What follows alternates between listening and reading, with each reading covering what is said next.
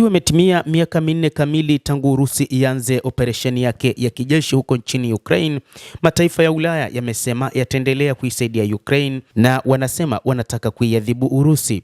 Wakati ikiwa miaka minne imetimia tangu operesheni kamili ya kijeshi iliyotangazwa na Rais Vladimir Putin, mataifa makubwa ya Ulaya yamerejelea msimamo wao wa kuunga mkono Kiev na kuchukua hatua za kuiadhibu Moscow kiuchumi, kidiplomasia na hata kisiasa. Ujerumani, Ufaransa na mataifa mengine ya Ulaya yameapa kuendelea kuunga mkono kikamilifu Ukraine, wakati wanadiplomasia wake wakiwania kuhitimisha duru mpya ya vikwazo dhidi ya Urusi na mkopo mkubwa kwa ajili ya Kiev kuelekea maadhimisho ya miaka minne ya vita hivyo, ambavyo hadi sasa vinakisiwa kuwa wanajeshi milioni 1.8 wa pande zote mbili ama wameuawa, kujeruhiwa ama kupotea.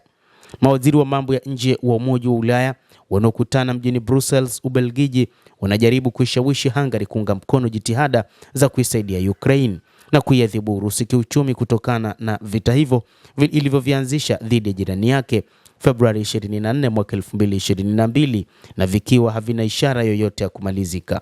Hungary inachukuliwa kama muungaji mkono mkubwa kwa Urusi ndani ya Umoja wa Ulaya, imetishia kutumia kura yake ya turufu dhidi ya vikwazo hivyo vipya na pia mkopo mkubwa wa kuisaidia Kiev kijeshi na kiuchumi kwa miaka miwili ijayo. Kansela Friedrich Merz wa Ujerumani alitumia hotuba yake ya kumbukumbu ya kile alichokiita miaka minne ya vita vya kikatili kwenye mkutano uliofanyika siku ya Jumatatu Februari 23 huko Berlin, akitoa wito kwa washirika wa Ulaya kutoacha uungaji mkono wao katika Ukraine na badala yake waungane kuiadhibu Urusi.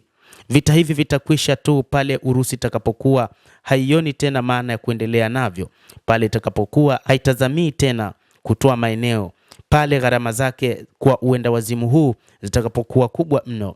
Kwa hivyo lazima tuendelee kuishinikiza Urusi, lazima tuongeze shinikizo, lazima tuyakaushe makashi ya Urusi yanayofadhili vita, alisema Merz. Ukraine hata hivyo inahitaji dola bilioni 588 kujijenga upya.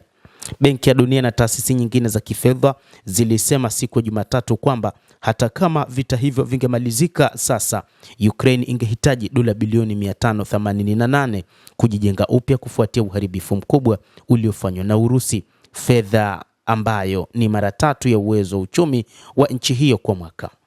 Mahitaji ya ujenzi mpya yanahitaji kuwa makubwa na sasa yanakisiwa kufikia dola bilioni 587.7 kwa kipindi cha miaka 10, sawa na mara 3 ya pato la ujumla la Ukraine kwa mwaka 2025, ilisema sehemu ya ripoti iliyochapishwa kwa ushirikiano wa Benki ya Dunia, serikali ya Ukraine, Umoja wa Mataifa na Kamisheni ya Ulaya. Hili ni ongezeko la 12% ikilinganishwa na makisio yalivyokuwa wakati kama huu mwaka uliopita, kufuatia mashambulizi makubwa na ya mara kwa mara dhidi ya miundombinu ya nishati na majengo yaliyowaacha mamilioni ya raia wakiwa hawana huduma ya umeme na mashine za kupasha moto majumbani mwao kipindi cha baridi kali. Mtazamaji wa The World News, hayo ndio yanaendelea katika nchi za Ulaya ambazo zinatafakari namna ambavyo wanaweza wakaisaidia Ukraine. Na ikumbukwe kwamba wakati huu mashambulizi ya Urusi yameharibu miundombinu ya nishati kote nchini Ukraine, na kwa namna nyingine pia imedaiwa kwamba na hata katika miundombinu ya reli imeharibiwa vibaya. Huduma zimekatwa katika makazi ya karibia nchi yote ya Ukraine na kusababisha vifo vya raia. Urusi imezidisha mashambulizi katika miundombinu ya nishati pamoja na maeneo mengine, huku ikiendelea kujeruhi na kuua raia wasiokuwa na hatia, kwa mujibu wa Rais wa Ukraine Volodymyr Zelensky. Mtazamaji, endelea kutufuatilia, lakini usisahau kulike, usisahau kucomment, kadhalika kusubscribe channel yetu hii upate habari hizi kwa mapana kupitia The World News.